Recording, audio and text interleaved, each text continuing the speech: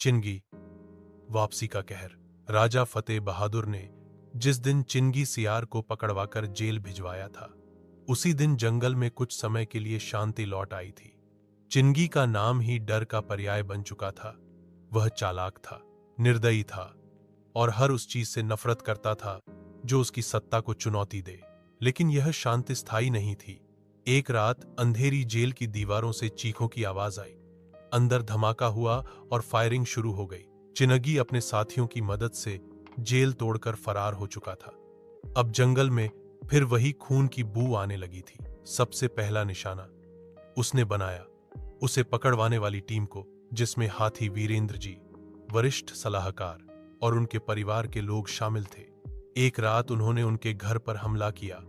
गोलियों की बारिश की गई। घर के अंदर हर शख्स को भून दिया गया, किसी को जिंदा नहीं छोड़ा।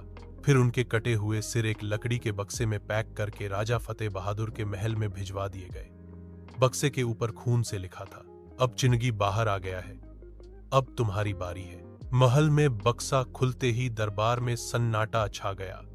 फिर उसी रात राजा फतेह बहादुर के कमरे में एक चिट्ठी पहुंची। राजा, तूने मेरी बात नहीं मानी, मेरे खिलाफ साजिश कर मुझे जेल में डलवाया। अब मैं तुझे जेल में नहीं डालूंगा। जैसा कि पहले कहा था, तुझे जंगल के चौराहे पर उल्टा टांग दूंगा और तेरा हश्र पूरा जंगल देखेगा। पिछली बार मैं चुप हो गया था, इसलिए पकड़ा गया, लेकिन तूने मुझे जिंदा छोड़कर बहुत बड़ी गलती कर दी। अब तेरी बारी है, और तेरे उन साथियों की भी जिन्होंने तुझे मेरा दुश्मन बनाने में साथ दिया। अब जंगल में फिर अफरा तफरी मच गई थी। राजा की सुरक्षा बढ़ा दी गई थी, लेकिन चिनगी अब छुपता नहीं था। वह खुलेआम घूमता था, खुलेआम धमकी देता था और एक एक करके राजा के वफादारों को मिटा रहा था। जंगल कांप उठा था। वीरेंद्र जी और उनके पूरे परिवार की निर्मम हत्या के बाद राजा फतेह बहादुर की आंखों से नींद उड़ गई थी। लेकिन इससे भी ज्यादा उसे चिंता थी उन वफादार साथियों की जो अभी भी उसके लिए लड़ने को तैयार थे। राजा ने अपने सबसे भरोसेमंद गुप्तचर प्रमुख भालू बलराम को बुलाया। बलराम निडर, चुपचाप और तीखा था। वह वही था जिसने कई बार चिनगी के मंसूबे पहले भी नाकाम किए थे। राजा ने आदेश दिया, चिनगी कहाँ है, क्या कर रहा है, किससे मिल रहा है, मुझे सब चाहिए बलराम। अब की बार एक भी गलती नहीं होनी चाहिए। बलराम ने सिर झुकाया और निकल पड़ा, पर वो नहीं जानता था कि उसकी मौत उसका इंतजार कर रही है। इधर युद्ध की रणनीति तैयार कर रही थी मोरनी रानी चंद्रकला। वो जंगल की सबसे बुद्धिमान योद्धा थी। उसके नेतृत्व में कई लड़ाइयों में जीत हुई थी। वह न सिर्फ तेज उड़ान भरती थी, बल्कि युद्ध नीति में भी माहिर थी।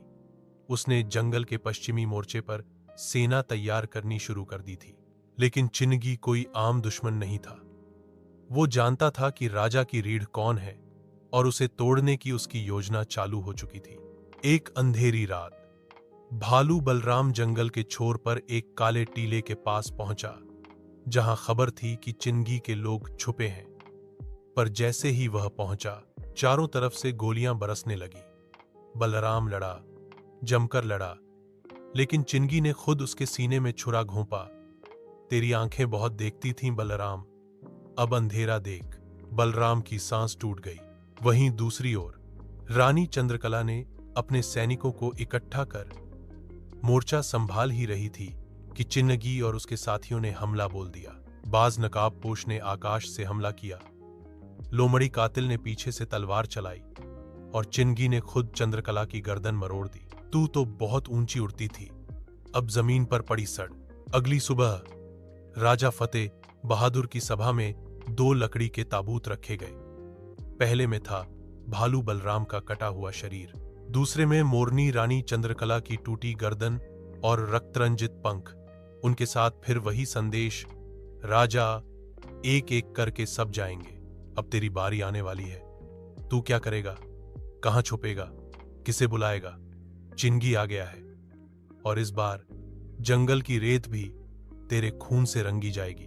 राजा फतेह बहादुर की बेचैनी। राजा अब तख्त पर बैठा नहीं, जमीन पर घुटनों के बल बैठ गया। उसके 2 सबसे भरोसेमंद साथी मारे जा चुके थे। उसके सैनिक डरने लगे थे। उसके मन में एक ही सवाल था, अब मैं करूं तो करूं क्या? चिंगी हर जगह था और मौत हर कोने से झांक रही थी।